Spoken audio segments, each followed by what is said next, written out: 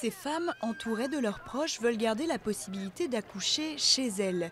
Jusqu'ici, les sages-femmes qui accompagnent les grossesses à domicile travaillent pour la plupart sans assurance.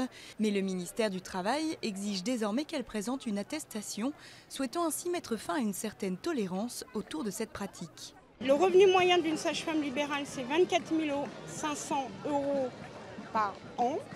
Et une assurance coûte actuellement 22 000 € par an. Donc voilà, c'est tout ce que je peux dire, c'est inapplicable. Nathalie a accouché de Lutèce chez elle. Dès le début de sa grossesse, sa sage-femme Sidonie, qui n'était pas assurée, lui a expliqué qu'en cas d'accident, ses indemnités financières seraient nettement inférieures à celles qu'elle aurait perçues en accouchant à l'hôpital. Mais pour Nathalie, pas de quoi remettre son choix en question. S'il y a la nécessité d'un transfert, évidemment qu'on ira à la maternité parce qu'on voilà, on faisait confiance à Sidonie. Mais si notre bébé, pour une raison ou pour une autre, avait un problème, ou moi, et que tout avait été fait pour que ça se passe bien, on n'avait aucune raison de chercher un responsable en fait. L'Ordre des sages-femmes reconnaît que cette situation n'est pas tenable et qu'une assurance est nécessaire pour protéger les praticiens comme les parents.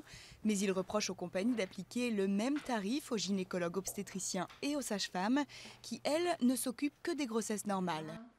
Ils suivent les grossesses pathologiques, ils font les accouchements compliqués, les extractions par ventouse, par forceps, les césariennes, etc. Donc le risque n'est pas du tout le même.